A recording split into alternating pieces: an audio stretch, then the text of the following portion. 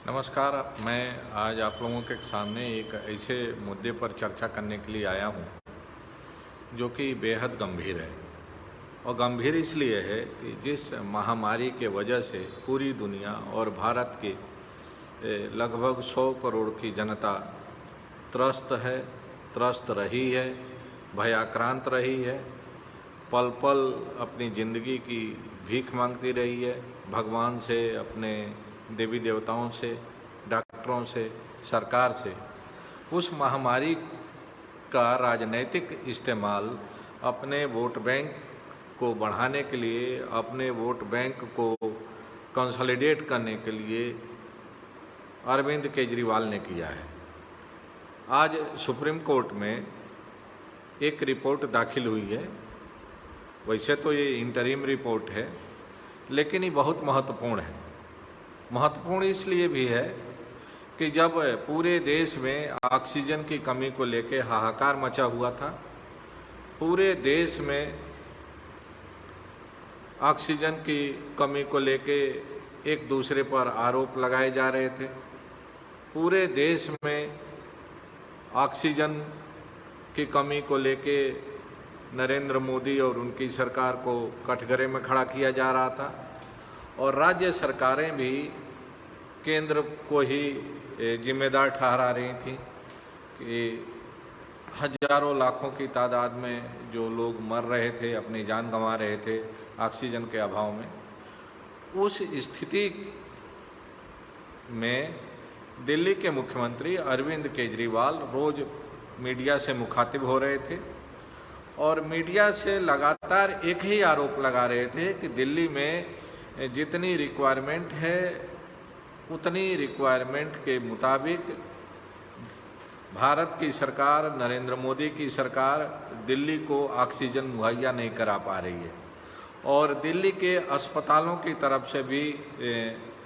अदालत का दरवाज़ा खटखटाया गया था, और माना जाता है कि अस्पताल मालिकों ने जो अदालत का दरवाज़ा खटखटाया था उसमें भी कहीं न कहीं अरविंद केजरीवाल की मौन स्वीकृति थी। तो इस तरह से जब नरेंद्र मोदी की सरकार पर ऑक्सीजन मुहैया नहीं करने के आरोप लगाए जा रहे थे अरविंद केजरीवाल की तरफ से, उसके बाद इस पूरे मामले पर सुप्रीम कोर्ट में सुनवाई शुरू हुई और सुप्रीम कोर्ट ने एक टास्क फोर्स बनाया और ऑक्सीजन की डिमांड और सप्लाई के लिए ऑडिट करने के लिए एक कमेटी बनाई। उस कमेटी की तरफ से आज एक इंटरिम रिपोर्ट दाखिल की गई है, और उस रिपोर्ट में कहा गया है कि अरविंद केजरीवाल ने और दिल्ली के अस्पतालों के मालिकों की तरफ से भी जितनी ऑक्सीजन की डिमांड की जा रही थी उतनी आवश्यकता नहीं थी।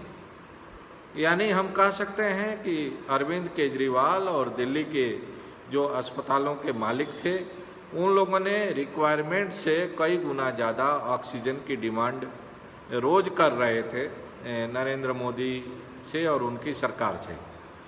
और इसके पीछे सीधे तौर पर लगता है कि अरविंद केजरीवाल का पॉलिटिकल एजेंडा था। अरविंद केजरीवाल, जिनको कि खुद दिल्ली में जब कोरोना की फर्स्ट वेव आई थी उसके बाद से जो तैयारी करनी चाहिए थी, जिस लेवल की तैयारी करनी चाहिए थी, वह तैयारी करने में वो विफल रहे और अपनी असफलता को, अपनी अक्षमता को छिपाने के लिए उन्होंने ऑक्सीजन की आड़ में अपनी सारी जो फेल्योर रही उसका ठिकरा नरेंद्र मोदी की सरकार पर फोड़ने की कोशिश की। अब जब रिपोर्ट सुप्रीम कोर्ट में दाखिल हो गया है तो मेरा ये मानना है कि इस तरह के लोगों के खिलाफ, इस तरह के राजनीति करने वालों के खिलाफ सामाजिक तौर पर भी या कानूनी तौर पर भी कार्रवाई होनी चाहिए। अब देखना है कि सुप्रीम कोर्ट इस पूरे मामले को में क्या रुख अख्तियार करता है। उन अस्पताल मालिकों के खिलाफ, अरविंद केजरीवाल के खिलाफ सुप्रीम कोर्ट की क्या राय आती है, किस तरह की ऑब्जर्वेशन आते हैं। लेकिन समाज को ऐसे नेताओं का बहिष्कार करना चाहिए, ऐसे नेताओं की निंदा करनी चाहिए जिन लोगों ने कि उस भयावह त्रासदी के वक्त में अपने वोट की राजनीति करने के मकसद से जनता के मन में जो पहले से भय, निराशा व्याप्त था, उसको घटाने के बजाय, उसको कंसोल करने के बजाय और डराने का काम किया और जनता को दहशत ज़दा बनाने का काम किया। और अरविंद केजरीवाल की अगर पूरी राजनीति पर हम नज़र डालें तो ये कोई पहली बार नहीं है जब अरविंद केजरीवाल इस तरह की स्टंट की पॉलिटिक्स करते हैं। जब वो आरटीआई एक्टिविस्ट से जब उन्होंने अपना शुरू किया था कामकाज, तब से लेके आज तक अगर आप देखें तो अरविंद केजरीवाल लगातार हिट एंड रन की पॉलिटिक्स करते रहे हैं, डिसरप्शन की पॉलिटिक्स करते रहे हैं और उनका जो एजेंडा है बिल्कुल साफ है कि अपने पॉलिटिकल फ़ायदे के लिए उनको कुछ भी कहने से, किसी सीमा तक जाने से कोई गुरेज नहीं है, कोई परहेज नहीं है। शायद यही कारण है कि जब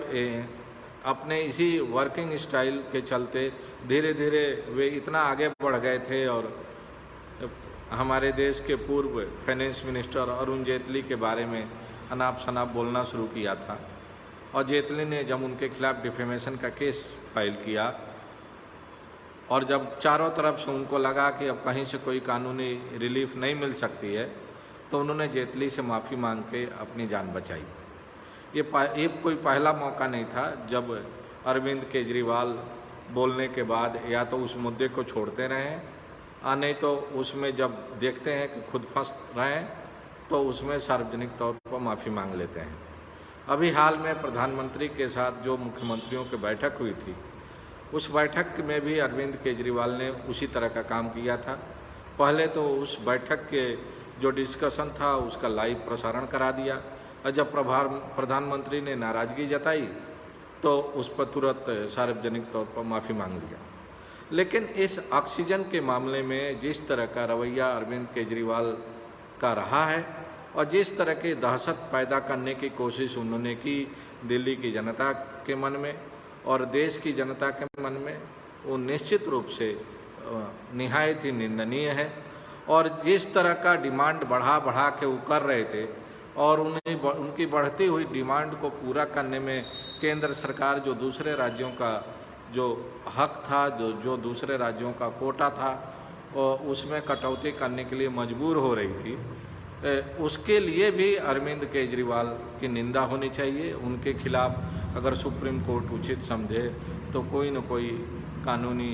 कार्रवाई होनी चाहिए, जिससे कि भविष्य में इस तरह की राजनीति करने वाले नेताओं पर अंकुश लग सके और वे सार्वजनिक जीवन में